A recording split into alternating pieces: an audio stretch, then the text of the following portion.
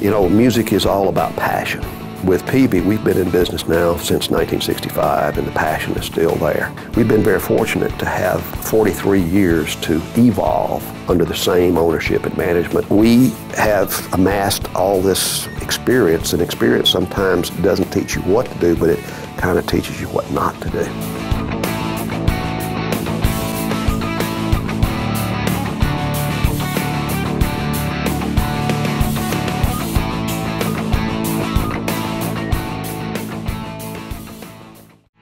I had the good fortune to grow up in kind of a magical time back when this thing we call rock and roll first started. I mean, if you look at where all this came from, it came from Mississippi and Louisiana, kind of along the banks of the Mississippi River from New Orleans up to St. Louis. And my dad was a musician back in the 30s, and he started a music store with $50 and a secondhand piano. And my dad was a typical small town retailer, hated rock and roll, said it would never last. And in 1957, I went to a Bo Diddley concert in Laurel, Mississippi, and I got just carried away with being a guitar player. So I went back and told my dad that I wanted to play guitar, and he said, "Well, son, you don't want to play guitar because this rock and roll, it'll never last. It's no good." Well, of course, that just made me want to do it more. So for the next 8 years, I went around trying to be a guitar player, and I did manage to get in a few little bands, but an interesting thing happened.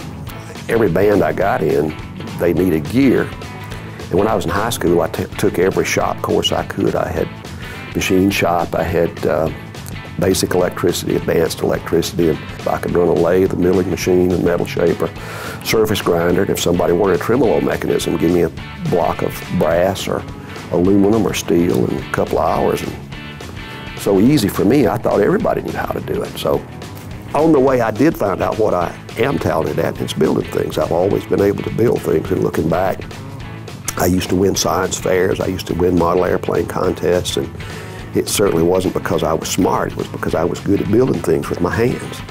I had to look at myself in the mirror and say, well, it looks like you're not going to be a rock star, so what do you want to do with the rest of your life? And well, you know, I love music and I love musicians, and I'm going to do what every musician I ever knew at that time said, and they said, I wish somebody would build good gear at a fair price. When music started out back in the 50s, rock and roll exploded. And in that time, most of the music manufacturing companies were owned by families. That's when Bill Ludwig and his family owned Ludwig Drums, and Leo Fender actually owned Fender. And about all this time, the Brits were very impressed with rock and roll music, and they kind of repackaged it and sold it back to us in the form of the Rolling Stones and the Beatles and the whole thing that we call the British invasion. Music exploded again. But this time it was in the golden age of the conglomerates, and this was the time that I entered the business because I was approaching things from a technician. And everybody said, well, no, you're crazy, you can't do this, you can't compete with this company. But as time has proven, that's not the case. I started out making tube amps, and I went into solid state amps, and then I went into sound reinforcement, making power amplifiers. We even make our own loudspeakers. Over those 43 years, we have earned somewhere north of 180 patents. Younger people today think that tube technology is magic, and it's not magic. As a matter of fact, I've been in this business literally all my life, and I've run into some craftsmanship, some art, but never one time have I ever discovered a piece of magic. You know, it's about sound, it's about feel, it's about emotion. We're embarking on a whole new direction of modeling tube amps, not just how they sound, like you put a microphone in front of them, but actually how they respond and how they feel.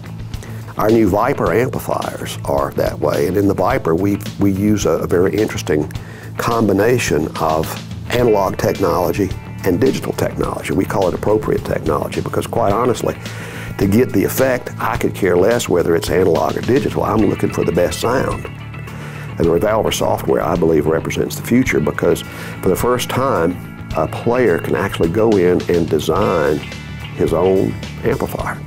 Nobody's ever been able to do that before. There are a number of people that do modeling amplifiers and modeling software, but we're the only people that do modeling software that actually do valve amplifiers. And when I decided to get in the guitar business in the mid-70s, I wanted to do it a different way. I've always been fascinated with the fit and finish of rifles. You can't put a piece of paper between the metal and the wood, and those things were mass-produced. And I said, well, you know, whatever machine makes those rifle stocks with that precision, I could make guitar necks that way. So I did a little research and found out it was called a copy lathe. They didn't make them in this country, they're made in Europe. So I went over there and bought one. And I bought a computer-controlled router profiler. We were making precision guitar parts. But you take a pile of precision guitar parts cut to less than 1/1000th of an inch, and one man in one 8-hour shift could produce well over 200 guitars. We've expanded even outside the music business. We have a division called Media Matrix. It's a huge digital audio networking system. Every theme park, almost every casino, the United States Senate, the United States House of Representatives, that system is built on our Media Matrix digital software. We have engineering teams literally all over the globe. And you know, I have the opinion that most all of us are born with a set of abilities or talents or proclivities or whatever you want to call them. The trick in life is to find out what they are and then go for it. A lot of people are doing things that they kind of want to do, but they're not good at it. You got to find out what you're good at it and then go for it. I tried to take the talent that I was given and make the most of it. As human beings, the very best we can ever hope to do is to make a difference, hopefully for the better. What turns me on the most is actually getting my hands dirty and getting in a lab and working, sometimes vicariously through our engineering folks, and just being a part of it. It's a very exciting thing to be a part of this living, breathing, creative thing that we call Peavey. I'm willing to try new and different things. I encourage my people to be creative. Part of my job is to provide the organization, the infrastructure, if you will, to support those ideas. Because, you know, frankly, I don't care if it's my idea or somebody else's idea, as long as we can use those ideas to make a better product. The guy whose name's on the door is still there, still calling the shots, and simply put, he gives a damn. And that's why we have been able to survive for 43 years. But the best is yet to come.